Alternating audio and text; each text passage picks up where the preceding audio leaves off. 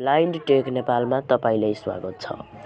आजको यस भिडियोमा म तपाईहरुलाई बताउन चाहन्छु हामीले आफ्नो मोबाइलमा कसरी मोबाइल डेटा लिमिट सेट गर्न सक्छौं। अब यो मोबाइल डेटा लिमिटको अर्थ भन्दाखेरि के हुन्छ भन्दाखेरि नि मानौ तपाईकोमा डेली 1 GB को प्लान छ हैन। अनि अब तपाईको मोबाइलमा ब्यालेन्स छ।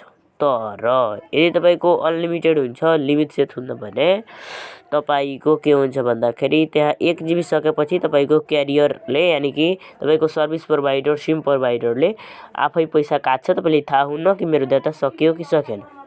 तर तपाईको मोबाइल डेटा लिमिट छ भने तपाईको 1 GB को लिमिट राख्नुहुन्छ भने 1 GB सकेपछि तपाईको अटोमेटिक मोबाइल डेटा अफ हुन्छ र एउटा मेसेज हुन्छ आउँछ जसले ओके गर्नुभयो भने फेरि तपाईको मोबाइल डेटा अन हुन्छ। तर ओके नगर्नु होला है। यो मोबाइल डेटा लिमिटको बारेमा के बताए। त्यसैगरी यदि तपाईको 1 GB को इन्टरनेट छ भने तपाई धेरैको 1 GB कै सेट नगर्नु होला।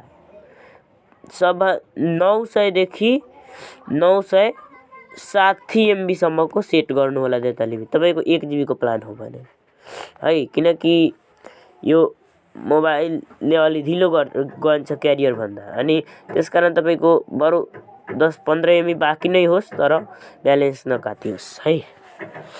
ओके अब म मोबाइल डेटा लिमिट सेट गर्ने तरिका सिकाउन चाहन्छु। यसको लागि सेटिङमा जानु होला।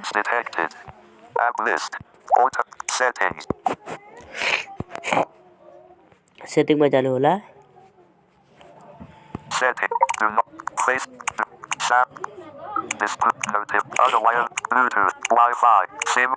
सिम कार्ड एन्ड मोबाइल डेटामा जानु होला।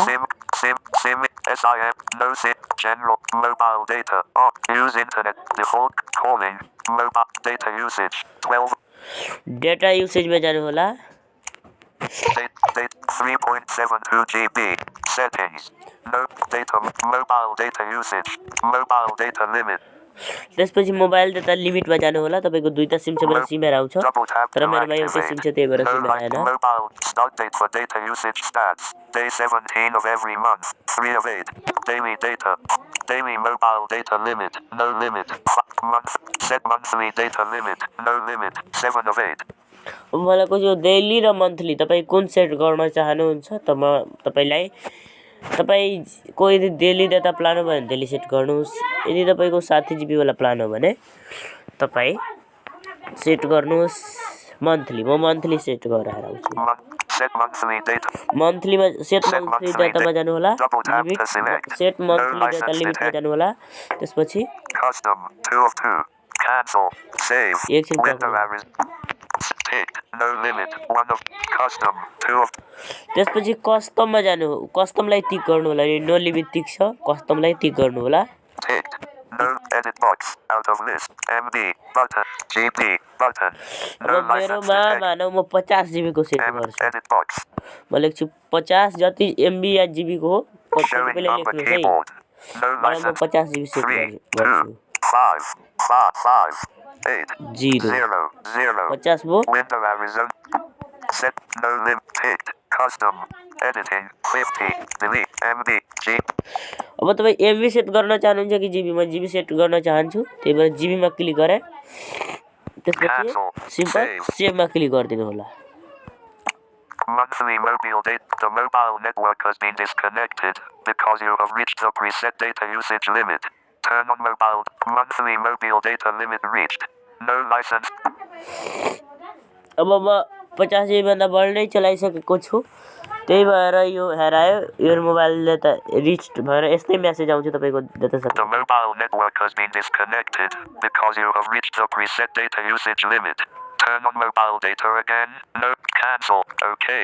Button. अब तपाई ओके मा क्लिक गर्नुभयो भने तपाईको फेरि तुरन्त मोबाइल डेटा हुन्छ अनि क्यान्सल मा क्लिक गर्नुभयो भने अप्लाई रहन्छ। म क्यान्सल गर्छु। Mobile your phone out of list. Your phone may calculate mobile data usage differently to your carrier. 8 of 8.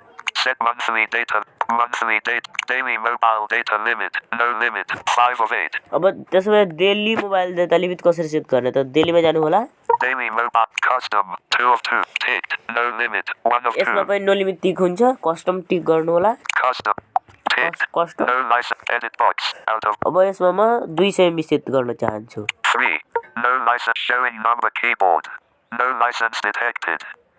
5 2 2 0 0 8 0 0. भयो 200 No limit 1 ticked. Custom editing 2 delete MB button. अनि अब MB राख्न चाहनुहुन्छ कि म MB राख्न चाहन्छु 200 लिमिटमा त्यही भएर MB मा एकचोटी ट्याप गर्छु Cancel. Save. सेभ गर्नु होला Keyboard hidden. No license detected. Month daily mobile data limit 200 MB 5 of 8. हो No license सक्सेसफुली तपाईको detected. सेट भएको छ Double tap Daily to mobile data activate. limit No license 2 detected. 200 MB हो यसरी तपाईले mobile data limit set गर्न सक्नुहुने छ ओके धन्यवाद अर्को भिडियोमा भेट हुन्छ